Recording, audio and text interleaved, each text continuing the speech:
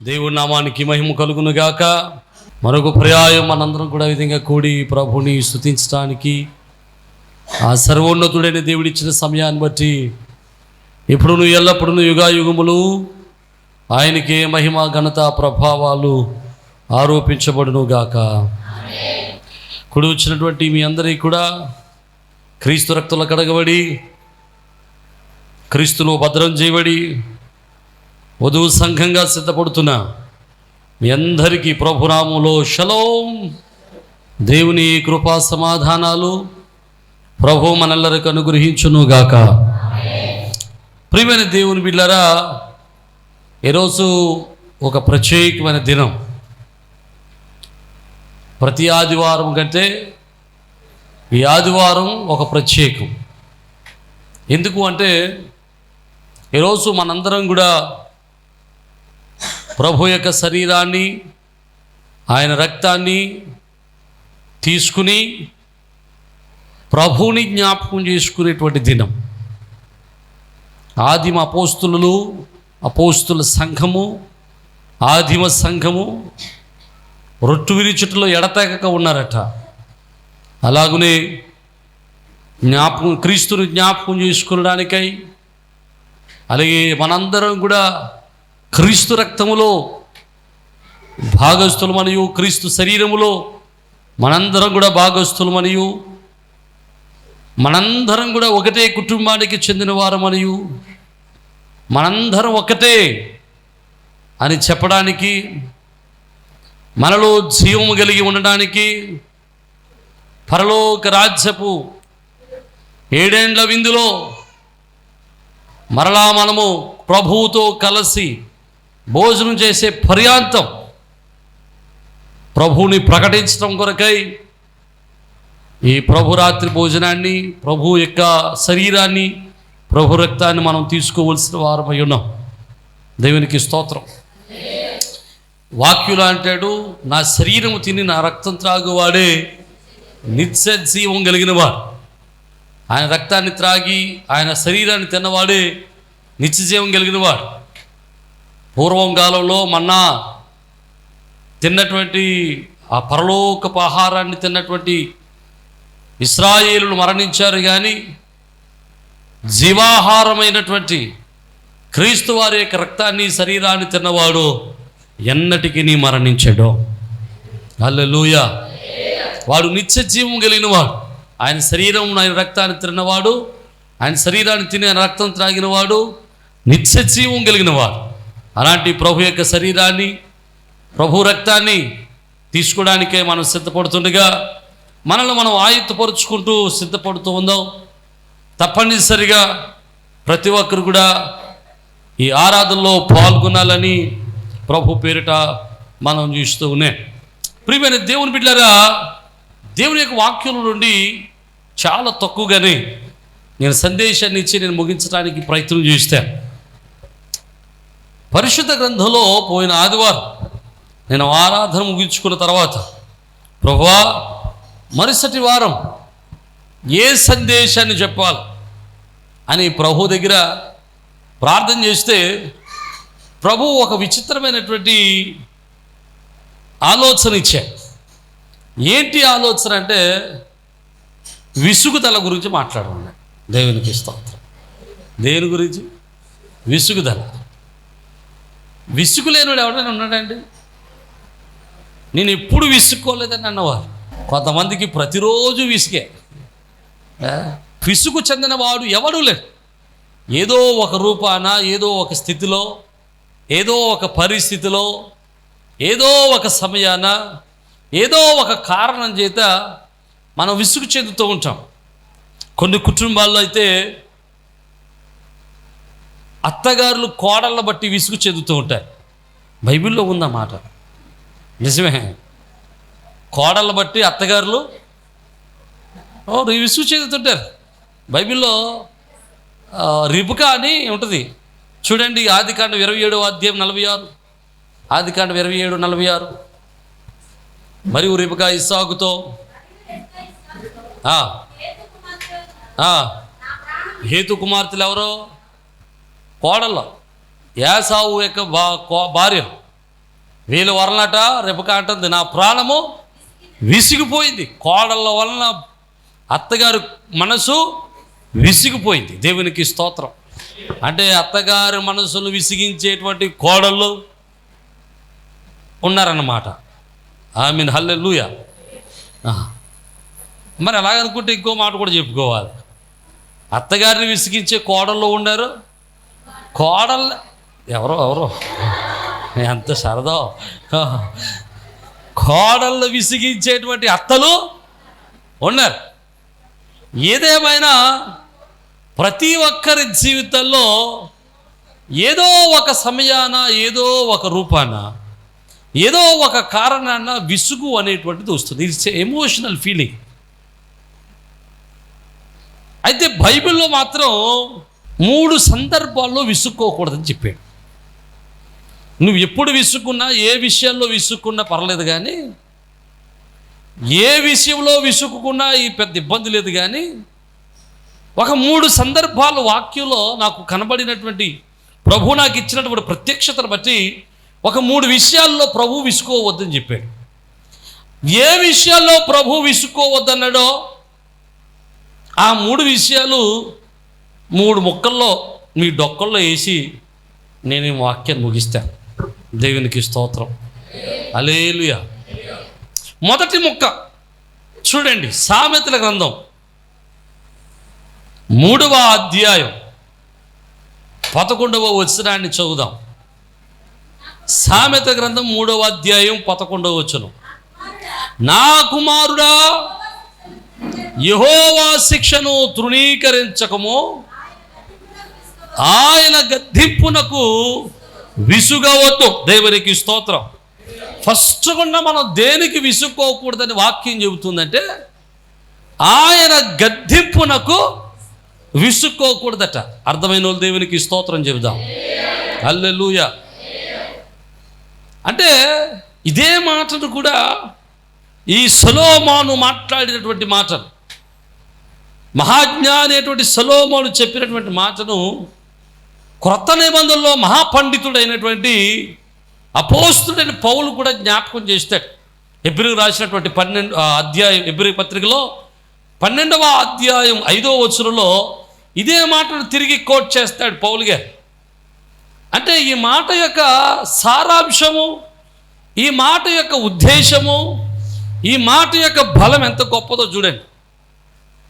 అంటే ప్రభువు మనలను గద్దిస్తాడట, ప్రభువు మనలకు బుద్ధి చెబుతాడట, ప్రభువు మనలను హెచ్చరిస్తాడట. అలా హెచ్చరించినప్పుడు, అలా బుద్ధి చెప్పినప్పుడు మనం ఏం చేయకూడదు, విసుక్కోకూడదు. చాలామందికి వాక్యం చెబుతున్నప్పుడు విసుగొచ్చుద్ది. ఎలా విసుగొచ్చుద్ది? పాస్టర్ అంత మాటలు అదే చెబుతున్నాడు, స్తోత్రం, అదో విసుగు. కొంతమందికి విసుగు ఏంటంటే అంత మాటలు నా గురించే చెబుతున్నాడు. దేవునికి స్తోత్రం. మీకు మంచి మాట చెబుతాను. ఎప్పుడైనా వాక్య సందేశం విన్నప్పుడు, వాక్యం దేవుడు మాట్లాడుతూ ఉన్నప్పుడు ప్రతి ఒక్కరికి ఏమనిపించాలంటే ఈరోజు దేవుడు నాతోనే మాట్లాడాడు అనిపించాలి. ఈరోజు పాస్టర్ గారు నా కోసమే చెప్పారు అని అనిపించాలి. అలాగ అనిపించలేదంటే దాని అర్థం ఏంటంటే దేవుడు నీతో మాట్లాడలేదని అర్థం, నిన్ను వదిలేసాడని అర్థం. దేవునికి స్తోత్రం. అర్థమైందన్న మాట. మీకు ఇంకో ఉదాహరణ చెబుతాను. ఒకవేళ దేవుడు అలా మాట్లాడాడు అనుకోండి, ఎంతమంది ప్రేమతో స్వీకరిస్తారు దాన్ని? ఇది బాగా అర్థం కావటానికి ఓ ఉదాహరణ చెబుతాను. మీరు ఎప్పుడైనా ఎమ్మెల్యే గారి మీటింగ్కి వెళ్ళారు అనుకోండి. ఎమ్మెల్యే మీటింగ్కి వెళ్ళగానే నిన్ను పేరు పెట్టి అమ్మ రేవతి పోనవా అన్నారు అనుకోండి అందరిలో. ఇప్పుడు రేవతి ఏం చేస్తుంది? ఇంటికి వచ్చే లోపల ఓ 100 మందికి చెప్తారు. ఏమని? నన్ను గుర్తుపెట్టారు ఎమ్మెల్యే గారు. ఎమ్మెల్యే గారు నాతో పేరు పెట్టి పిలిచి మరి మాట్లాడారు. అని గర్వంగా ఫీల్ అవుతాం. ఎవరైనా ఒక నాయకుడు కానీ ఒక అధికారి కానీ అనేక మంది జనాగాల్లో మనతో మాట్లాడితే అది చాలా గర్వంగా ఫీల్ అవుతాం. కానీ అదే మాట వాక్యాన్ని వినటానికి వచ్చినటువంటి మీతో దేవుడు మాట్లాడితే అప్పుడు ఎలా చెప్పుకుంటూ వెళ్తాం? ఇందాకేమో ఓ రకంగా చెప్పుకుంటూ వెళ్ళాం, ఇప్పుడు ఎలా చెప్పుకుంటూ వెళ్తాం? ఇంకా పనేమి లేదు, నా కోసమే చెప్తున్నాడు, నా కోసమే చెప్తున్నాడు, నా కోసమే చెప్తాడు. మీకు మంచి మాట చెప్తాను, జాగ్రత్తగా వినండి. ఏ సేవకుడు కూడా ఏ విశ్వాసి హృదయాన్ని గాయపరచాలని అనుకోడు. ఎందుకో తెలుసా? మేము గాయపరచకూడదు కూడా. ఎందుకు గాయపరచకూడదంటే, ఈరోజు మేము ఇలా బ్రతుకుతున్నామంటే అది మీ వల్లే. ఒక సాధారణమైన ఆలోచనలు చెబుతాను. మమ్మల్ని పోషించడానికి దేవుడు పంపించిన కాకులు మీరు. అర్థం అవ్వలేదు మీకు? దేవునికి స్తోత్రం, హల్లెలూయా. నిజం. మరి ఏలియన్ పోషించడానికి ఎవరిని పంపించాడు దేవుడు? కాకుల్ని పంపించాడు కదా. అలాగే సేవకుడు పోషింపబడడానికి దేవుడు ఎన్నుకున్నటువంటి కాకులు లాంటి వారు మీరు. మాకు రోజు మాంసం రొట్టు పట్టుకొచ్చేవాళ్ళు మీరు. మిమ్మల్ని కొట్టేసుకుంటే, మిమ్మల్ని తిట్టేసుకుంటే ఉపయోగం ఏంటి? రొట్టెట్టుకొచ్చి కేక్ రే కాకరట సరే అన్నావు ఇంకోరు, రేపు నుంచి ఏం రాదో? రొట్టు రాదు, మాంసం రాదు, పస్తు పడాలి. నా మాట అర్థమైతే దేవునికి స్తోత్రం. అయినా కానీ సేవకుడు వాక్యాన్ని నీతో మాట్లాడుతున్నట్టుగా, దేవుడే నీతో మాట్లాడుతున్నట్టుగా, నీ గురించి మాట్లాడుతున్నట్టుగా మాట్లాడడానికి గల కారణం ఏంటో తెలుసా? పరిశుద్ధ గ్రంథంలో ఒక చక్కటి మాట మీకు జ్ఞాపకం చేసి నేను ముగించడానికి, ముందరకు వెళ్ళడానికి ప్రయత్నం చేస్తాను. కొలస్సీలకు రాసినటువంటి పత్రిక మొదటి అధ్యాయం, కొలస్సీలకు రాసినటువంటి పత్రిక మొదటి అధ్యాయం 28వ వచనాన్ని మనం చదువుదాం. చూడండి. ప్రతి మనుషుని క్రీస్తునందు సంపూర్ణునిగా చేసి ఆయన ఎదుట నిలబెట్టవలనని సమస్త విధములైన జ్ఞానముతో మేము ప్రతి మనుషునికి బుద్ధి చెప్పుచు, ప్రతి మనుషునికి బోధించుచు ఆయనను ప్రకటించుచున్నాం. దేవునికి స్తోత్రం. మేము ఎందుకు బుద్ధి చెప్పేనాడు విషయాలు మాట్లాడుతున్నామంటే, ఎందుకు మిమ్మల్ని గద్దించినట్లు చెప్పాల్సి వస్తుందంటే, ప్రతి మనుషుని కూడా, ప్రతి విశ్వాసుని కూడా దేవుని ఎదుట ఒకరోజు నిలబెట్టాలి. ఆ విశ్వాసి దేవుని ఎదుట నిలబడినటువంటి రోజున మీరు నిర్దోషులుగా ప్రభువుకి కనబడాలి. దేవునికి స్తోత్రం. మీరు దేవునికి నిర్దోషులుగా కనబడాలనే ఉద్దేశంతో సేవకుడు మిమ్మల్ని గద్దిస్తాడు, సేవకుడు మిమ్మల్ని బుద్ధి చెబుతాడు, సేవకుడు మిమ్మల్ని హెచ్చరిస్తాడు. అలా హెచ్చరించి బుద్ధి చెప్పి గద్దించినప్పుడు విశ్వాసులు ఏం చేయాలంటే, దేవుడు నాతో మాట్లాడాడు అని చెప్పి ఆ మాటను బట్టి తన జీవితాన్ని సరి చేసుకోవాలి. నా మాట అర్థమైతే దేవునికి స్తోత్రం. ఒకవేళ నీలో లోపాలు ఉన్నాయనుకో, ఒకవేళ నీలో ఏదైనా బలహీనతలే ఉన్నాయనుకో, వాక్యానికి విరుద్ధమైనటువంటి స్థితి నీలో ఉందనుకో, వాక్యానికి అయిష్టమైన క్రియలు నీలో ఉన్నాయనుకో, దేవునికి ఇష్టం లేని క్రియలు నీలో ఉన్నాయనుకో, ఒకవేళ వాటిని ఎత్తిబట్టి సేవకుడు నిన్ను గద్దించినప్పుడు, మాట్లాడినప్పుడు ఆ మాటలను ఏం చేయాలి? స్వీకరించుకోవాలి. దేవునికి స్తోత్రం, హల్లెలూయా. మీరందరూ నా ఎదుట నిలబడినప్పుడు, మీరందరూ సంఘములో ఉన్నప్పుడు, సంఘములో ఉన్నటువంటి మా ఒక ఉపదేశ క్రమం ఏంటో తెలుసా? మా ఉపదేశం యొక్క భారం ఏంటో తెలుసా? మిమ్మల్ని దేవుని ఎదుట ఎలాగా? నిష్కలంకులుగా, నిర్దోషులుగా, కల్మషము లేని వారిగా, ఏ ముడతైనను మచ్చైన లేని పెండ్లి కుమార్తెగా, దేవునికి ఇష్టమైన ప్రియసిగా, నిష్కలంకమైన వధువుగా, క్రీస్తు కొరకు మిమ్మల్ని సిద్ధపరిచి ఆయన ఎదుట నిలబెట్టడమే మా ఉపదేశం యొక్క క్రమం. నమ్మితే దేవునికి స్తోత్రం. హల్లెలూయా. ఒకరోజు మనందరం కూడా దేవుని ఎదుట నిలబడాల్సి వస్తుంది. మనందరం ఒకరోజు దేవుని దగ్గర నిలబడతాం. నిలబడినప్పుడు సంఘమును చూడగానే సొలొమోను తన ప్రియసిని అనగట్టుగా నా ప్రియ సహోదరి, నా ప్రాణేశ్వరి అని పిలిచినట్లుగా సంఘాన్ని ఆయన పిలాలి. అలా పిలవడం కోసమే సేవకుని యొక్క తాపత్రయం. అర్థమైతే దేవునికి స్తోత్రం.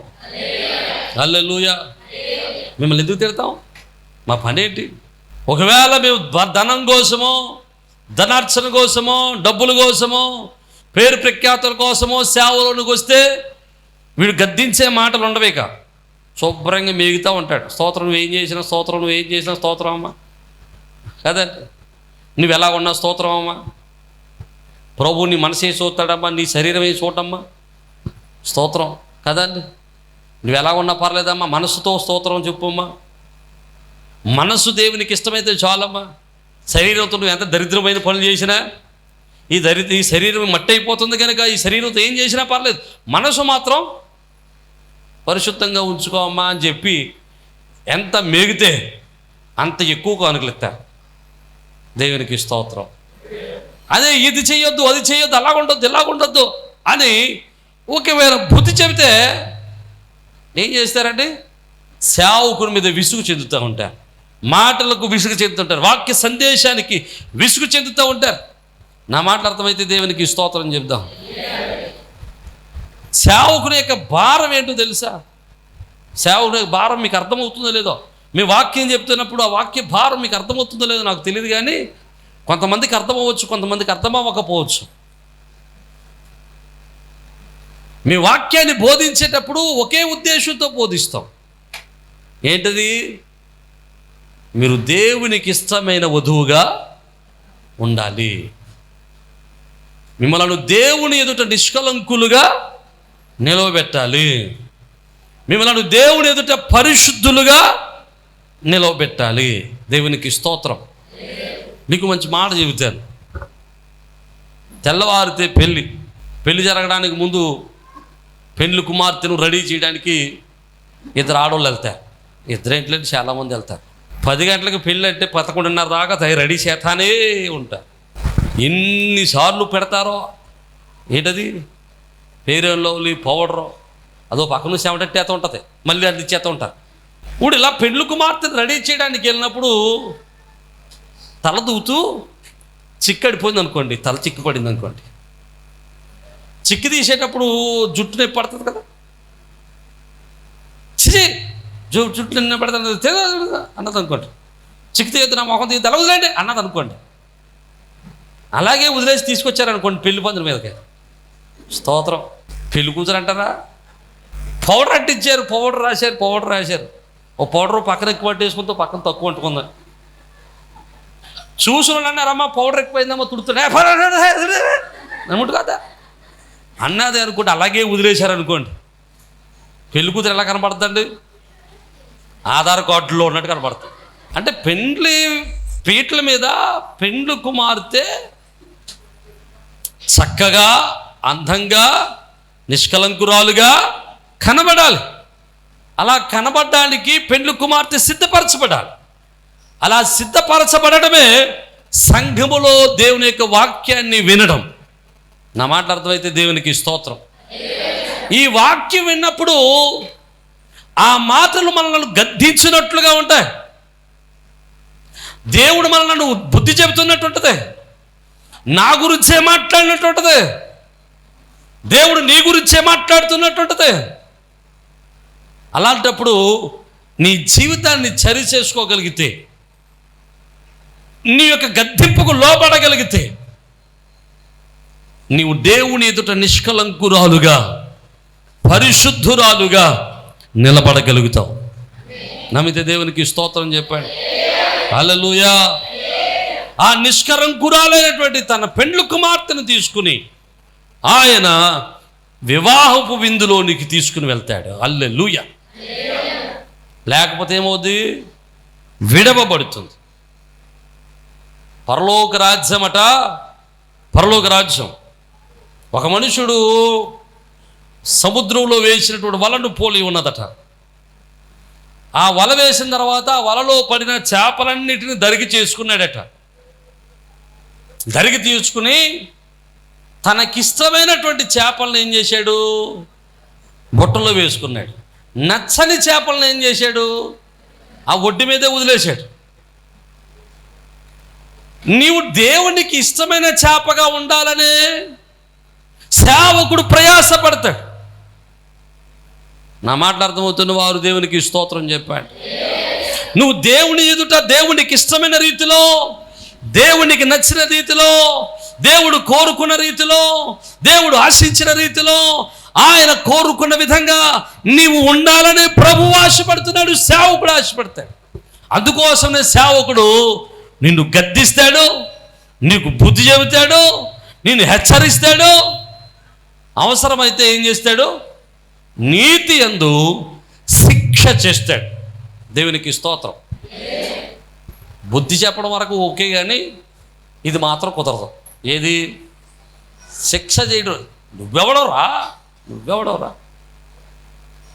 ఇప్పటికే బయట నిలబడండి అమ్మ, ఆరాధనలోకి వచ్చిన వాళ్ళు అంటే ఎంత బాధ అయిపోతుందో కదండి. బయట నిలబడ్డాకైనా ఇష్టపడతారు తప్ప టైంకి రావడానికి ఇష్టపడలేదండి. ప్రియమైన దేవుని బిడ్డలారా, సేవకుడికి సంఘాన్ని శిక్షించే అధికారం కూడా ఉంది. ఎందుకు శిక్షిస్తాడు? క్రమశిక్షణ కోసం, క్రమశిక్షణలో పెట్టడం కోసం, దేవునికి ఇష్టమైన వాడిగా నిన్ను సిద్ధపరచడం కోసమే. నా మాట అర్థమవుతున్న వారు దేవునికి స్తోత్రం చెప్దాం. హల్లెలూయా. పరిశుద్ధ గ్రంథంలో అంటాడు చూడండి, ఒక మాట, చక్కని మాట ఉంటుంది. సామెతల గ్రంథం 10వ అధ్యాయం 17వ వచనం. ఉపదేశమును అంగీకరించువాడు జీవ మార్గములో ఉన్నాడు, గద్దింపునకు లోబడని వాడు త్రోవ తప్పిపోతాడు. దేవునికి స్తోత్రం. ఎలాగంట? ఉపదేశాన్ని అంగీకరిస్తే ఎక్కడ ఉంటాడు? జీవ మార్గములో ఉంటాడు, పరముకు చేరే మార్గములో ఉంటాడు, ఆశీర్వదింపబడే మార్గములో ఉంటాడు, దీవించబడే మార్గములో ఉంటాడు, కనికరింపబడే మార్గములో ఉంటాడు, కృపను పొందుకునే మార్గములో ఉంటాడు. ఒకవేళ ఉపదేశాన్ని అంగీకరించకుండా గద్దింపులు లోపడకుండా ఉంటే ఏమవుతాడట? త్రోవ తప్పిపోతాడట. మీరు త్రోవ తప్పిపోకూడదనే దేవుని యొక్క వాక్యం మనల్ని ఏం చేస్తుంటుంది అంటే గద్దిస్తూ ఉంటుంది. నా మాట అర్థమైతే దేవునికి స్తోత్రం చెప్పాడు. ఆ గద్దింపుల గురించి మాట్లాడుతున్నాడు. ఒకవేళ నువ్వు గద్దింపుకు లోబడితే త్రోవ తప్పిపోకుండా జీవ మార్గములో ఉంటావు. ఆమేన్. హల్లెలూయా. అందుకని దేవుని యొక్క వాక్యం అంటుంది, దేవుని యొక్క వాక్యం నేను ఎప్పుడైనా గద్దించినప్పుడు నువ్వేం చేయకూడదట? చెప్పట్లేదు, విసుక్కోకూడదు, చిరాకు పడకూడదు, అలసిపోకూడదు, దాని గురించి చెడ్డగా మాట్లాడుకోకూడదు, దాని గురించి ఏమాత్రం కూడా అలసత్వం చేయకూడదు, అలక్ష్యం చేయకూడదు. నా మాట అర్థమైతే దేవునికి స్తోత్రం చెప్పాడు. హల్లెలూయా. ఒకవేళ నీ సేవకుడు నిన్ను గద్దిస్తున్నాడంటే దాని అర్థం ఏంటో తెలుసా? అతడు నిన్ను ప్రేమిస్తున్నాడు అని అర్థం. ఆమేన్. హల్లెలూయా. ప్రేమించే వాడిని గద్దిస్తాడట. ప్రేమించకపోతే ఏం చేయలేం? గద్దించలేం. పగవాడట లెక్కలేనన్ని ముద్దులు పెడతాడట. బైబిల్లో అన్నాడు సొలొమోను, పగవాడు ఏం చేస్తాడు? లెక్కలేని ముద్దులు పెడతాడట. నిజమైన స్నేహితుడు ఏం చేస్తాడు? గాయాలు చేస్తాడట. ఎందుకు గాయాలు చేస్తాడు? నిన్ను క్రమపరచడానికే. నా మాటలు అర్థమవుతున్న వారు దేవునికి స్తోత్రం చెప్పండి. హల్లెలూయా. ప్రియమైన దేవుని బిడ్డలారా, మొదటిది దేవుని యొక్క వాక్యం విన్నప్పుడు, దేవుని మాటలు విన్నప్పుడు మనం ఏం చేయకూడదు? విసుక్కోకూడదు. రెండవది ఇంకెప్పుడు విసుక్కూడదో బైబిల్లో చెప్పి నేను ముగించడానికి ప్రయత్నం చేశాను. దశలోనికి రాసినటువంటి పత్రిక 2వ పత్రిక 3వ అధ్యాయము 13వ వచనాన్ని చదువుదాం. సహోదరులారా, మీరైతే మేలు చేయటంలో విసుగవద్దు. దేవునికి స్తోత్రం. రెండవది, ఎప్పుడు విసుక్కోకూడదట? మేలు చేసేటప్పుడు విసుక్కోవద్దు. మేలు చేసేటప్పుడు విసుగు ఎందుకు వచ్చిందండి? ఎందుకు వస్తుందంటే మీకు మంచి మాట చెబుతారు. చాలామంది మేలు పొందుకుంటారు, కానీ మేలు పొందుకుని తిరిగి ఏం చేస్తారు? కీడు చేస్తారు. మేలు పొందుకుని కీడు చేసేవారు చాలామంది ఉన్నారు. మేలు పొందుకుని మర్చిపోయేవారు చాలామంది ఉన్నారు. మేలు పొందుకుని జ్ఞాపకం చేసుకుని వాళ్ళు థ్యాంక్స్ కూడా చెప్పడం వాళ్ళు చాలామంది ఉన్నారు. అటువంటిప్పుడు అనిపిస్తుంది ఇంకెప్పుడు ఎవరికి సహాయం చేయకూడదు అనిపిస్తుంది. దేవునికి స్తోత్రం. అప్పుడప్పుడు రోడ్డు మీద వెళ్తా ఉన్నప్పుడు సార్ అంటారు, లిఫ్ట్ ఇస్తాం. లిఫ్ట్ ఇచ్చిన తర్వాత దిగిపోయిన తర్వాత థ్యాంక్స్ సార్ అని కూడా అన్నాడు. ఏదో వీడికి బాకీ ఉన్నట్టు మనం దిగేసి వెళ్ళిపోతాడు అంతే. అలాంటప్పుడు అనిపిస్తుంది వీడికి మళ్ళీ వీడికి ఇంకెప్పుడు వీడికి లిఫ్ట్ ఇవ్వకూడదు. విసుగొస్తా ఉంటుంది.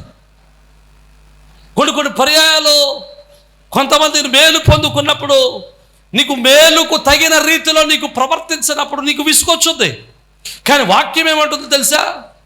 మేలు చేయటంలో అసలు విసుగు చెందదు. మేలు చేయడం అనే పదాన్ని వాడికి భాషలో ఏం చేశారంటే మంచి చేయటం అని రాశారు. ఏం చేయాలి? మంచి చేయటం, ఎదుటివాడికి మంచి చేయటం, ఎదుటివాడికి సహకరించటం, ఎదుటివాడికి కష్టాలు ఉన్నప్పుడు సహకరించటం. దేవునికి స్తోత్రం. అతను బైబిల్ గలతీ రాసిన పత్రికలో మాట ఉండదు చూడండి. గలతీలు రాసినటువంటి పత్రిక 6వ అధ్యాయము 9వ వచనం అంటాడు, మనము మేలు చేయటందు విసుకకు యుందుము, మనం అలయక మేలు చేసితిమా తగిన కాలమందు పంట కోస్తాం. దేవునికి స్తోత్రం. ఎలాగట? నువ్వు మేలు చేయటంలో అలసిపోకుండా ఉంటే, సహాయం చేయడంలో అలసిపోకుండా ఉంటే, మంచి పనులు చేయడంలో అలసిపోకుండా ఉంటే, వాక్యం చెబుతుంది ఓ కాలం వచ్చుద్ది, తగిన కాలమందు దానికి తగిన ప్రతిఫలాలు నువ్వు పొందుకుంటావు. ఆమేన్, హల్లెలూయా. నువ్వే పని చేస్తున్నావు నాకు తెలియదు. ఒకవేళ నువ్వు చేసినటువంటి మేలుకు మంచి పనికి తగినటువంటి పేరు నీకు రాకపోవచ్చు, తగినటువంటి గుర్తింపు రాకపోవచ్చు, తగినటువంటి సహాయం నీకు అందకపోవచ్చు, తగినటువంటి లేకపోతే గుర్తింపు నీకు అందకపోవచ్చు. అలాంటప్పుడు నేను ఇక చెయ్యను అనుకోవద్దు. గుర్తింపు వచ్చినా లేకపోయినా, తిరిగి సహాయం అందినా అందకపోయినా, వాడు తిరిగి నీకు మేలు చేసినా చేయకపోయినా, మేలు చేస్తూ మంచి చేస్తూనే ఉండు. ఒకరోజు ఖచ్చితంగా సమస్తమును చూచుచున్నటువంటి దేవుడు పరలోకము నుండి నీకు ప్రతిఫలం ఇవ్వబోతున్నాడు. నమ్మిన వారు దేవునికి స్తోత్రం చెబుదాం. హల్లెలూయా. ప్రియమైన దేవుని పిల్లలు జాగ్రత్తగా ఆలోచన చేస్తే మేలు చేయడంలో మర్చిపోతుందనే ఒకరోజు యేసుక్రీస్తు ప్రభుల వారు ఒక ఉపమానం చెప్పాడు. ఆయన ఒక ఉపమానం చెప్పినప్పుడు పరలోకంలో అన్నట జనాల్ని ఇలా వేరుపరిచి కుడి ప్రక్కన ఉన్న వారిని చూసి అట్టన్నాడట. చూడండి, మత్తయి సువార్త 25వ అధ్యాయం 33వ వచనం. మత్తయి సువార్త 25వ అధ్యాయం 33.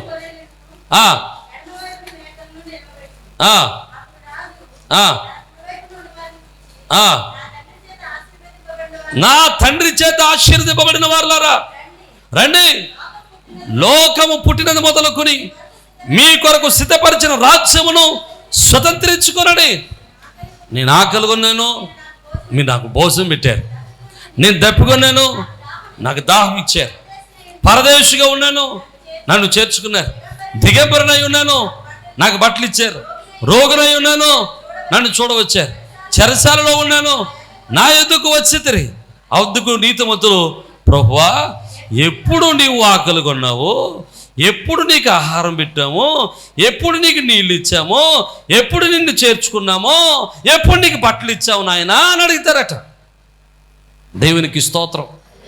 అప్పుడు ప్రభు అంటాడట, చూడండి అక్కడ చక్కని మాట అంటాడు 40వ వచనంలో, మిక్కిలి అల్పులైన ఈ నా సహోదరులలో ఒకరికి మీరు చేసితిరి గనుక నాకు చేసితిరని నిశ్చయముగా మీతో చెప్పుచున్నాను. దేవునికి స్తోత్రం. ఎలాగట? మిక్కిలి అల్పులైన నా సహోదరులలో ఒకరికి చేశారు కనుక నాకు చేసినట్లే. ఈరోజు మనం అనుకుంటామండి చాలా పర్యాయాలు మనం ఎవరికైనా మేలు చేయాలంటే, ఎవరికైనా సహాయాన్ని ఇవ్వాలి అంటే మనం ఏం చూస్తాం?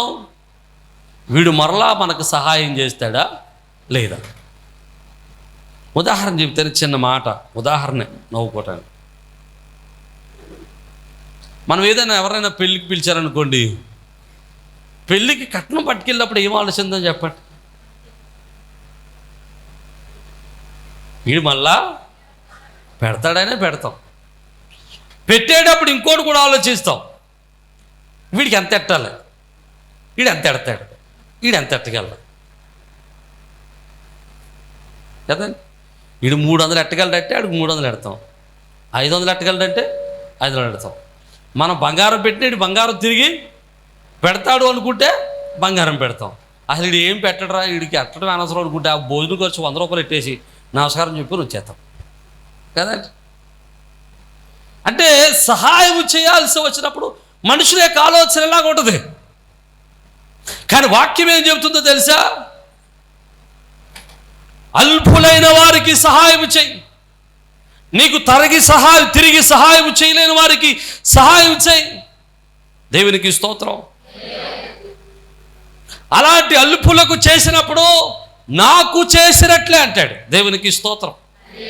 అంటే నువ్వు ఎవరికైనా సహాయం చేసేటప్పుడు, ఆపదలు ఉన్నవాడిని చూసినప్పుడు, కష్టంలో ఉన్నవాడిని చూసినప్పుడు, ఇబ్బందుల్లో ఉన్నవాడిని చూసినప్పుడు, శ్రమలలో ఉన్నవాడిని చూసినప్పుడు నీకు గుర్తు రావాల్సింది ఏంటంటే వాడిలో క్రీస్తు గుర్తు రావాలి. దేవునికి స్తోత్రం. హల్లెలూయా. వాళ్ళు ఎవరు గుర్తు రావాలి? క్రీస్తు గుర్తు రావాలి. వాడిలో క్రీస్తును చూడాలి, నువ్వు ప్రభువును చూడగలగాలి. అవసరతలు ఉన్న వాడిని ప్రభువును చూడగలిగితే ఖచ్చితంగా ఒకరోజు ప్రభు అంటాడు, నీ ఇంటికి నేను ఆహారానికి వచ్చినప్పుడు నాకు ఆహారాన్ని పెట్టావు. దేవునికి స్తోత్రం. హల్లెలూయా. ఇచ్చిమిచ్చు నా జీవితంలో సహాయం అడిగిన వారికి ఎవరికి కాదనలేదండి. అయ్యా నేను ఆపదలో ఉన్నాను సహాయం చేయండి అంటే ఎవరికి కాదనలేదు. ఇచ్చిమిచ్చు నాకు తోచిన సహాయం చేస్తేనే వచ్చాను. చేసిన సహాయాలు ఏది కూడా తిరిగి వచ్చే సహాయాలు కాదు, తిరిగి ఇచ్చే సహాయాలు కాదు. కారణం ఏంటంటే ఒకటే సహాయం. ఏంటి? ప్రభు నాకు చెప్పిన మాట అదే. దేవునికి స్తోత్రం. హల్లెలూయా. నేను సహాయం చేయడానికి, నేను ఇతరులకు సహాయం చేయడానికి నాకు మంచి ఇన్స్పిరేషన్ ఒకటి ఉంది. ఇక ఆ మాట చెప్తాను, జాగ్రత్తగా వినడానికి ప్రయత్నించాను. ఒక ఉదాహరణ. ఎందుకు నేను అలా సహాయం చేసుకుంటూ వస్తానంటే,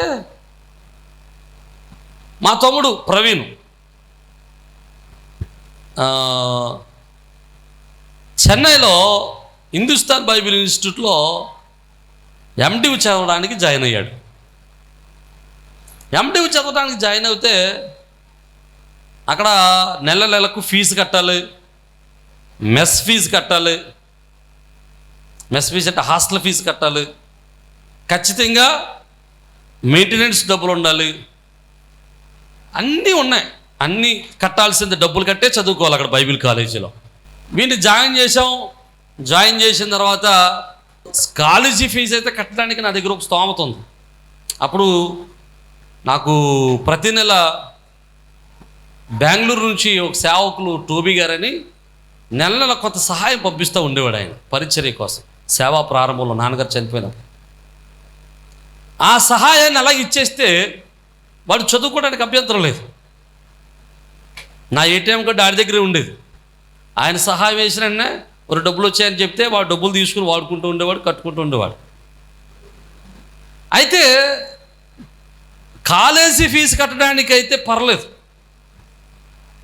కానీ మెస్ ఫీజు కట్టడానికి డబ్బులు లేవు, హాస్టల్ ఫీజు కట్టడానికి డబ్బులు లేవు. ఎప్పుడైతే ఈ డబ్బులు లేవో వాళ్ళు వెంటనే కట్టమన్నారు అనమాట. హాస్టల్లో జాయిన్ వెంటనే, కాలేజీలో జాయిన్ వెంటనే అప్పుడే కట్టేయాలి మెస్ ఫీజు. నా దగ్గర డబ్బులు లేవు. నేను అన్నాను, ఇక్కడ డబ్బులు అయితే ఒకేసారి నేను 30-40 వేలు ఒకేసారి కట్టాలంటే నా వల్ల అవ్వదు, వచ్చేయన్నాను. ఇంకా వాడు కూడా వచ్చేయడానికి రెడీ అయిపోయాడు. రెడీ అయిపోయిన తర్వాత తన రిజైన్ లెటర్ అంటే నేను వెళ్ళిపోతానని చెప్పడానికి ఆ అకాడమిక్ డీన్ దగ్గరికి వెళ్ళి, అయ్యా నేను వెళ్ళిపోతున్నాను, చదువుకోవడానికి అవకాశం లేదు అని లెటర్ రాసి ఇచ్చాడు. ఆ డీను ఆ లెటర్ చదివి, ఎందుకు వెళ్ళిపోవాలనుకుంటున్నావు అని అడిగాడు. అయ్యా నేను వెళ్ళిపోవడానికి గల ప్రధానమైన కారణం ఏంటంటే, నా కండిషన్ ఇది. మా అన్నయ్య అకాడమిక్ ఫీజు కట్టగలడు కానీ మెస్ ఫీజు కట్టే స్తోమత లేదు. అందులోకి ఒకేసారి ఎంత అమౌంట్ కట్టాలంటే మా వల్ల అవ్వదు. అందువల్ల నేను వెళ్ళిపోవాలనుకుంటున్నాను అన్నాడు. సరే అయితే నీ లెటర్ హోల్డ్లో పెడతాను, నేను రేపు పొద్దున్న నువ్వు నాకు మళ్ళీ ఆఫీస్లోకి వచ్చి కనబడి అన్నాడు. ఆ మర్నాడు ఆఫీస్లోకి వెళ్తే ఆయన ఏం చేశాడు తెలుసా అండి? ఇంచుమించు ఒక 60,000 ఎంతో చెక్ రాసి ఇది అట్టుకెళ్ళి మెస్ ఫీజు కట్టే అన్నాడు. దేవునికి స్తోత్రం. ఆయన ఎవరో మాకు తెలీదు, మేమెవరమో ఆయనకి తెలీదు.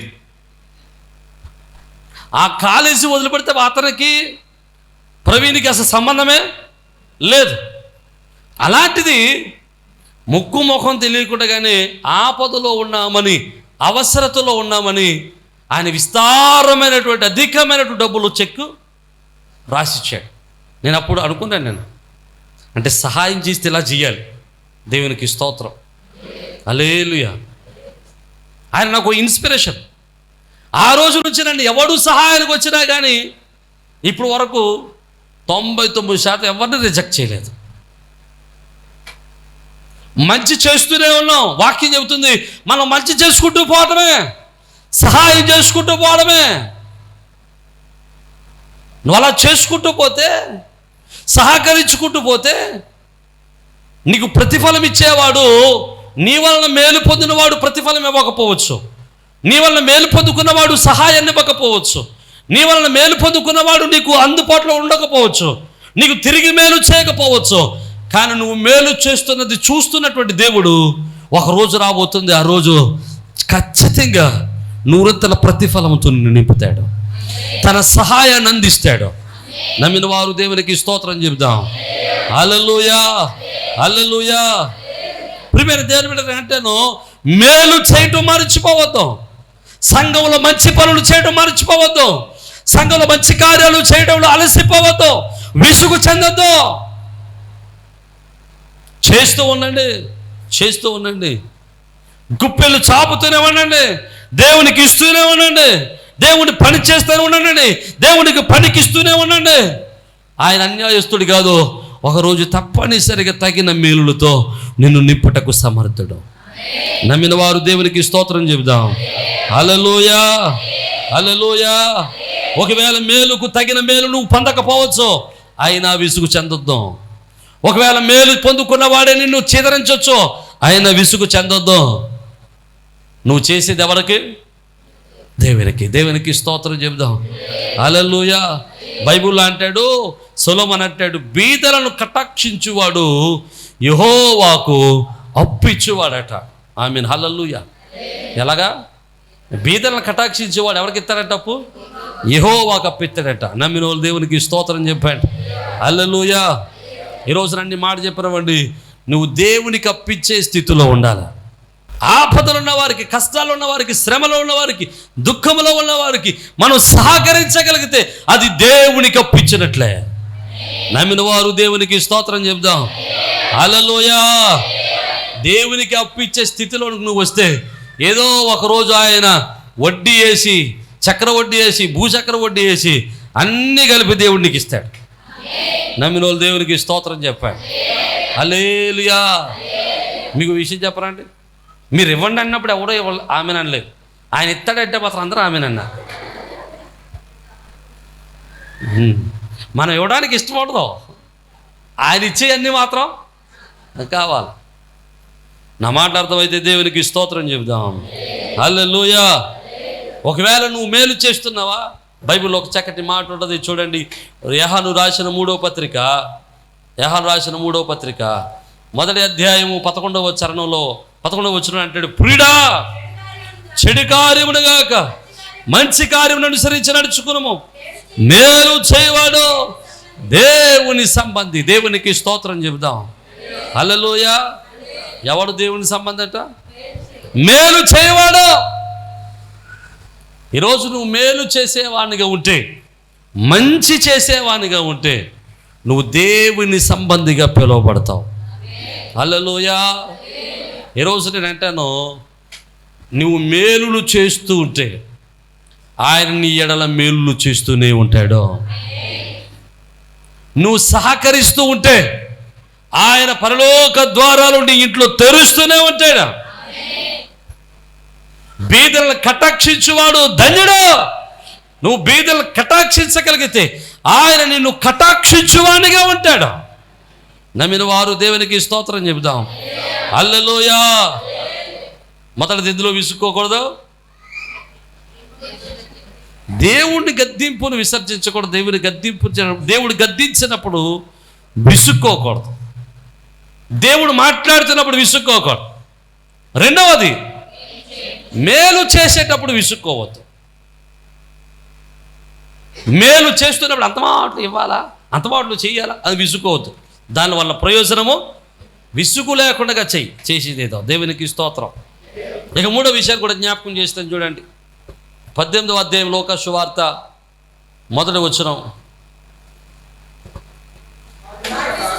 వారు విసుగక నిత్యము ప్రార్థన చేయుచుండవలనకు ఆయన వారితో ఈ ఉపమానం చెప్పాడు. దేవునికి స్తోత్రం. మూడవది, యేసుక్రీస్తు ప్రభువు వారు చెబుతున్నాడు, దేనికి విసుక్కోకూడదు. దేనికి విసుక్కోకూడదు? ప్రార్థన చేయడానికి విసుక్కోకూడదు. అంటే ప్రార్థన చేసినప్పుడు ఏమొచ్చుద్ది? విసుగు వచ్చుద్ది. దాని అర్థం అదే. విసుక్కోకూడదు అర్థం ఏంటి?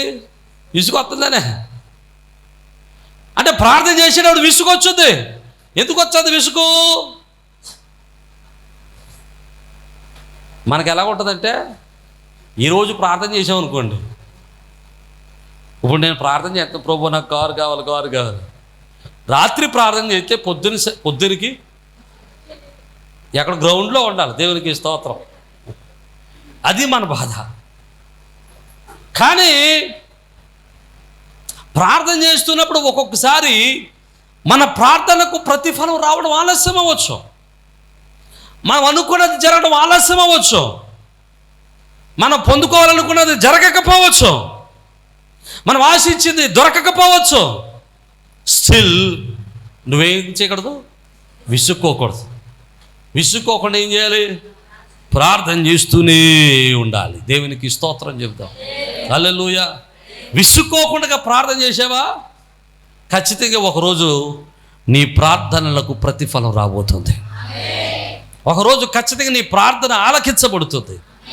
విసుక్కోకుండా ప్రార్థన చేసావా, ఒకరోజు నీ పక్షాన న్యాయం జరగబోతుంది. నమ్మిన వారు బిగ్గరగా దేవునికి స్తోత్రం చెబుతాం. హల్లెలూయా. జాగ్రత్తగా మనం పరిశీలన చేద్దాం. యబ్బోకు రేవు దగ్గర యాకోబు రాత్రి వేళ ఉన్నప్పుడు ఒక నరుడు వచ్చి యాకోబుతో పోరాడుతూ ఉన్నప్పుడు ఆదికాండం 32వ అధ్యాయం 22వ వచనం. ఒక రాత్రి అంతా కూడా ఆ నరుడు యాకోబుతో పోరాడుతూనే ఉంటాడు. ఆ పోరాడుతూ ఉన్నప్పుడు జాగ్రత్తగా ఆలోచన చేస్తే అతడు ఎంత పోరాడతాడంటే, రాత్రంతా పోరాడి 24వ వచనం, యాకోబు ఒకడు మిగిలిపోయాను, ఒక నరుడు తెల్లవారు వరకు అతనితో పెనుగులాడాను, గెలవకూడదు చూచి తొడగుట్టి మీద అతన్ని కొట్టాను. అప్పుడు అతను పెనుగులాడు వల్ల యాకోబు తోడ గూడు వసలేను. తెల్లవారుచున్న నన్ను పోనివనగా అతడు నువ్వు నన్ను ఆశీర్వదించితే కానీ నిన్ను పోనివ్వను నేను. దేవునికి స్తోత్రం. యాకోబు రాత్రంతా పెనుగులాడాడట. ఏం పెనుగులాడాడు? దెబ్బలాడా? ఏం చేశాడు మరి? హోషేయ గ్రంథంలో ఉంటుంది 12వ అధ్యాయం 4వ వచనంలో.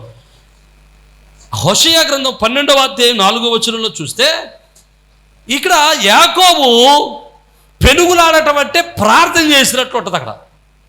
చూడండి, ఆ మాట చదువుదాం. 12:4. అతడు దూతతో పోరాడి జయమొందెను. అతడు కన్నీరు విడిచి అతన్ని బతిమిలాడాను. దేవునికి స్తోత్రం. ఏం చేశాడంటే యాకోబు కన్నీరు విడిచి బతిమిలాడాడు. పెరుగులాడటం అంటే బ్రతిమిలాడటమే, పెరుగులాడటం అంటే ప్రార్థన చేయడమే. ఎప్పటి వరకు ప్రార్థన చేశాడు? తెల్లవారు వరకు ప్రార్థన చేశాడు. తెల్లవారు వరకు ప్రార్థన. ఏ ప్రార్థన చేశాడు? ఒకటే ప్రార్థన, నీవు నన్ను ఆశీర్వదించితేనే కానీ నేను నిన్ను వదలను, పాడవను. దేవునికి స్తోత్రం. మీకు విషయం చెప్పనా? యాకోబు వదలలా ఆయన్ని? యాకోబు వదలకుండా దేవుడు వెళ్ళలేడా? వెళ్ళగలడు. కానీ ఎందుకు వెళ్తలేదు? యాకోబు ప్రార్థన చేస్తున్నాడు కాబట్టి యాకోబుని వదలతలేదు దేవుడు. దేవునికి స్తోత్రం. దెబ్బలాడి వాడైతే వెళ్ళిపోను వదిలేసి వదలకారు. యాకోబు ఏం చేస్తున్నాడు? ప్రార్థన చేస్తున్నాడు. ప్రార్థన చేస్తున్నాడు కాబట్టి ఆ దేవాది దేవుడు యాకోబును వదలలేకపోయాడు. ఎప్పుడు వరకు వదలదో తెలుసా? ఆమెనండి వరకు వదలరండి. దేవునికి స్తోత్రం. ఆమెనంటే అర్థం ఏంటి? అయిపోయింది ప్రార్థన, నువ్వు వెళ్ళిపోని అర్థం. మీకు విషయం చెప్తాను, జాగ్రత్తగా వినండి, అర్థం చేసుకోవడానికి చెప్తాను. కొంతమందితో మేము మాట్లాడుతూ ఉన్నప్పుడు కొంతమందికి ఎట్లా ఉంటుందంటే, చాలామంది గృహాలు దర్శించినప్పుడు అలా అంటూ ఉంటారు, అయ్యగారు చాలా కాలం మంది వచ్చి ఒక అరగంట కూర్చోండి, ఒక 10 నిమిషాలు కూర్చోండి, ఒక 5 నిమిషాలు కూర్చోండి అంటూ ఉంటారు. కూర్చోమన్నప్పుడు ఉంటాం.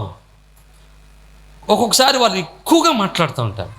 వారు మాట్లాడుతున్నప్పుడు సాలేమా వచ్చేద్దాం వెళ్ళిపోతాం అంటామా? అనగలమా? చెప్పట్లేదు బాబా అనలేం. వాళ్ళు చెప్తున్నప్పుడు వినాలి. అలాగే దేవుడు మనం మాట్లాడుతూ ఉంటుంటే ఆయన చాలే ఊరుకో అని వెళ్ళిపోయే దేవుడు. నా మాట అర్థమైతే దేవునికి స్తోత్రం. నువ్వు మోకరించగానే ఆయన నీ ఎదుగుకు వస్తాడు. నువ్వు మోకరించగానే ఆయన నీ ఎక్కడికి నిలబడతాడు. నీ ప్రార్థన వింటాడు. నువ్వు ఆమెననే వరకు ఆయన నిన్ను విడిచిపెట్టి వెళ్ళడు. నమ్మిన వాళ్ళు దేవునికి స్తోత్రం చెప్పండి. హల్లెలూయా. యాకోబు రాత్రంతా ప్రార్థన చేసి ఒకటే ప్రార్థన, నీవు నన్ను ఆశీర్వదిస్తే కానీ నిన్ను వెళ్ళనమను. ఒకటే ప్రార్థన. ఆమెనంటరా బాబు అని తోట గూడి మీద కొట్టేసాడు దేవుడు. అయినా కానీ ఆమెనంటలేదు. దేవునికి స్తోత్రం.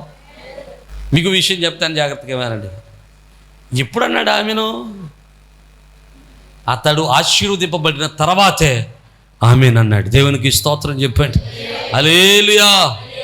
అతనికి విసుగు రాలేదు, ప్రార్థనలో విసుగు రాలేదు, ప్రార్థనలో విసుగు చెందలేదు. అతడు దేవుడు ఆశీర్వదించే వరకు, అతడు ఆశీర్వాదం పొందే వరకు, దేవుని కృపను పొందుకునే వరకు అతడు ప్రార్థిస్తూనే ఉన్నాడు. నమ్మిన వారు దేవునికి స్తోత్రం చెప్పండి. హల్లెలూయా. మీరు ఎంతసేపు ప్రార్థన చేస్తారండి? ఎంతసేపు ప్రార్థన చేయగలరు మీరు? ప్రార్థన చేయడానికి మోకరించి 2 నిమిషాలు అవుతుందో లేదో కదండి. 2 నిమిషాలంటే ప్రార్థన చేస్తారా? మోకాలు వేసి ప్రభువానికి స్తోత్రం అని దీవించిన ఆయన, ఆమేన్ ఆయన, నా బాధలన్నీ నీకే తెలుసు కదా ప్రభువానికి స్తోత్రం అనేసి ఊరుకుంటాం. కానీ యాకోబు ప్రార్థన లాంటిదిగా విసుగు లేకుండా రాత్రంతా తెల్లవారే వరకు ప్రార్థన చేస్తానే ఉన్నాడు. నమ్మిన వారు దేవునికి స్తోత్రం చెప్దాం. హల్లెలూయా. ఈరోజు ప్రియమైన దేవుని బిడ్డ, నా మాట వినడానికి ప్రయత్నం చేయండి. నువ్వు ఏ ప్రార్థన చేస్తున్నావు నాకు తెలీదు, ఏ ప్రార్థన విషయంలో ఉన్నా నాకు తెలీదు, ఏ కోరికతో ప్రార్థన చేస్తున్నావు నాకు తెలీదు. నువ్వు ప్రార్థించింది పొందుకునే వరకు ఆమేన్ అనొద్దు. అర్థమైందా నా మాట? మనం అడిగింది పొందుకునే వరకు ఆమేన్ అనొద్దు. ఆమేన్ అంటావు ఏమైపోతే? ఆమేన్ అంటే ఇల్లు వచ్చింది అయినా అంటే దేవునికి స్తోత్రం. ఇప్పుడు ఆమేన్ అన్నమాట అర్థం ఏంటి? మాట్లాడిన అయిపోయినాయి కానీ నువ్వు వెళ్ళొచ్చే టాటా బాయ్ బాయ్ అని చెప్పేటు. నా మాట అర్థమైతే దేవునికి స్తోత్రం చెప్పండి. హల్లెలూయా. ఏ ఆశతో ప్రార్థన చేస్తున్నావో నీ ప్రార్థనకు దేవుడు ప్రతిఫలం ఇచ్చును గాక. నువ్వు విసుగగా ప్రార్థన చేయగలిగితే నీ ప్రార్థనలు ప్రభు వాళ్ళకి ఇచ్చి నీ పరిస్థితులన్నిటిని ఆయన మార్చునుగాక. నీ కన్నీరు ఆయన తొలుచునుగాక. నీ ప్రతి అవసరాన్ని తీర్చునుగాక. విసుగు లేకుండా చేసే ప్రార్థన దేవుడి దగ్గర నుంచి సమాధానం తీసుకొస్తుంది. హల్లెలూయా. హల్లెలూయా. విసుగు లేకుండా చేసేటువంటి ప్రార్థన నీ పరిస్థితులను మారుస్తుంది.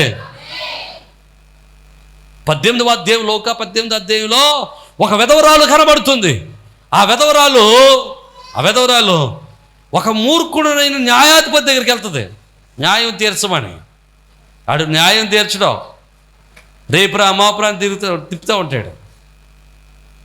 వాడు దేవునికి భయపడ్డట, మనుషులకి భయపడ్డట.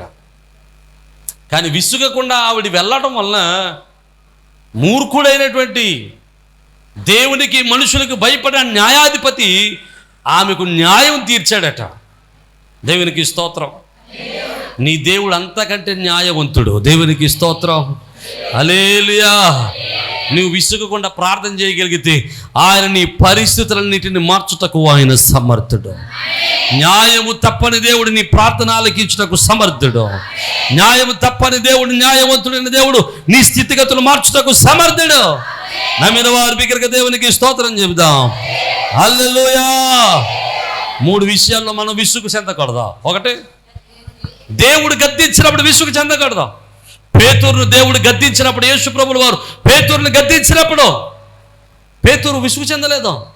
ప్రభువుతో నడిచాడు కనుక పేతురు సంఘానికి నాయకుడయ్యాడు. హల్లెలూయా. ఈరోజు దేవుని యొక్క వాక్యం నువ్వు గద్దిస్తున్నప్పుడు నీ స్థితిని మార్చుకుని, పరిస్థితిని మార్చుకుని, నీ గుణమును మార్చుకుని, నీ జీవితాన్ని మార్చుకుని వాక్యానుసారంగా జీవించడానికి, బ్రతకడానికి ఇష్టపడితే ఒకరోజు ఖచ్చితంగా దేవుడు నిన్ను ఉన్నతమైన స్థితిలో ఉంచుతాడు. హల్లెలూయా. నీ పరిస్థితులను ఆయన మారుస్తాడు, నీ స్థితిగతులను ఆయన మారుస్తాడు. హల్లెలూయా. రెండవది, మేలు చేయడంలో విసుగు చెందొద్దు, మంచి పనులు చేయడంలో విసుగు చెందొద్దు. సంఘంలో కానివ్వండి, కుటుంబంలో కానివ్వండి, విశ్వాసంలో కానివ్వండి, తోటివారితో కానివ్వండి, ఎక్కడైనా ఎవరితోనైనా మంచి చేయడానికి విసుగు చెందొద్దు, మంచి చేయడానికి బాధపడొద్దు, అలసిపోవద్దు. మంచి చేయడంలో విసుగుపోకుండా ఉన్నావా, ఒకరోజు ఖచ్చితంగా తగిన ప్రతిఫలం పొందుతావని వాక్యం చెప్తుంది. హల్లెలూయా. మూడవది, ప్రార్థన చేయడంలో విసుగు చెందకూడదు. ప్రార్థన చేయడంలో విసుగు చెందకుండా ఉంటే ఖచ్చితంగా దేవుడు ఒకరోజు నీ పక్షాన న్యాయం చేయబోతున్నాడు. నమ్మిన వారు దేవునికి స్తోత్రం చెబుదాం. అలాంటి 3 జీవితాలు మనం అలవాటు చేసుకుని దేవుని కృపను పొందుకుందాం. అట్టి భాగ్యం ప్రభు మనకు దయచేయునుగాక. ఆమేన్. తల వంచండి, ప్రార్థన చేద్దాం. తల వంచండి, ప్రార్థన చేద్దాం. ఈరోజు మన జీవితంలో ఏ విసుగు చెందుతున్నావో, ఎక్కడ విసుగు చెందుతున్నావో నాకు తెలియదు. నువ్వు ఎక్కడ విసుగు చెందినా పర్లేదు, కానీ ఈ 3 విషయాలు విసుగు చెందొద్దు అంటున్నాడు. వాక్యాన్ని వినేటప్పుడు విసుగు చెందొద్దు. రెండవది, మంచి చేసేటప్పుడు విసుగు చెందొద్దు. మూడవది, ప్రార్థన చేసేటప్పుడు విసుగు చెందొద్దు. విసుగు వస్తుందేమో ప్రార్థనలో, మంచి పనులు చేస్తున్నప్పుడు విసుగు వస్తుందేమో. ఈరోజు అయ్యా నా జీవితాన్ని మార్చండి ప్రభు అని ప్రార్థన చేద్దాం. నిన్ను విసుగక ప్రభు ప్రార్థించు మనస్సు మాకు దయచేయమని ప్రార్థన చేద్దాం. అయ్యా వాక్యాన్ని చెబుతున్నప్పుడు విసుక్కుంటున్నామేమో, వాక్యం చెబుతున్నాడు వాక్యానికి లోబడలేకపోతున్నామేమో, వాక్యం చెబుతున్నాడు వాక్యాన్ని మేము గ్రహించలేకపోతున్నామేమో, వాక్యం మాతో మాట్లాడుతున్నప్పుడు అయ్యా నీ మాటలు మేము గ్రహించలేక విసుక్కుంటున్నామేమో నాయన. మమ్మల్ని నిష్కలంకులుగా నీ ఎదుట నిలబెట్టుకోవడానికే మమ్మల్ని గద్దిస్తున్నావని, పరిశుద్ధులుగా మమ్మల్ని చేయడానికే మీరు మమ్మల్ని గద్దిస్తున్నారని మేము గ్రహించలేకపోతున్నాం. మాకు గ్రహింపును దయచేయమని ప్రార్థన చేద్దాం. పరిశుద్ధుడును కృపగలిగిన తండ్రి, జీవాధిపతి, ఆశ్చర్యకరుడు, ఆలోచనకర్త, నిచునగు తండ్రి, సమాధానాధిపతి, ప్రేమ కలిగిన ప్రభువా, మీ గణనామాన్ని బట్టి మీకే కృతజ్ఞతాస్తుతులు నాయన. ప్రభువా ఇగో తండ్రి, నీ సన్నిధిలో మిమ్మల్ని స్తుతిస్తూ ఉన్నాం, మిమ్మల్ని ఘనపరుస్తూ ఉన్నాం, మిమ్మల్ని ఆరాధిస్తూ ఉన్నాం. ఆయా కూడా వచ్చిన బిడ్డలందరూ మీరు దీవించండి. ఆయా వాక్యం వింటూ ప్రతి కుటుంబాన్ని మీరు దర్శించండి. ఆయా వాక్యం వినడంలో వారు విసుగు చెందారేమో, వారి విసుగును దూరపరచండి నాయన. నీ వాక్యమును గ్రహించి మనసు దయచేయండి నాయన. వారు మేలు చేస్తూ ఉన్నారేమో, తగిన రీతిలో వారికి ప్రతిఫలం మీరు దయచేయండి. అయా యువతని విసుగక ప్రార్థన చేస్తున్నారేమో, ఏ ప్రార్థనాంశం కొరకు ప్రార్థన చేస్తున్నారో, ఏ ప్రార్థనాంశం కొరకు ఎదురు చూస్తున్నారో, వారి ప్రార్థనాంశాలన్నీ వారికి ప్రార్థన ప్రతిఫలం అనుగ్రహింపబడును గాక. అయా వారికి ప్రార్థనకు ప్రతిఫలము మీరు దయచేయండి ప్రభువానికి స్తోత్రం. నీ కృప చేత నడిపించి మీరు మహిమ పొందమని అయా మాలో విసుగును దూరపరిచి నీ కృపకు పాత్రలకు సహాయం చేయమని యేసు పరిశుద్ధ నామమున బట్టి మిమ్మల్ని స్తుతించి వేడుకొనుచున్నాము మా పరమ తండ్రి. ఆమేన్.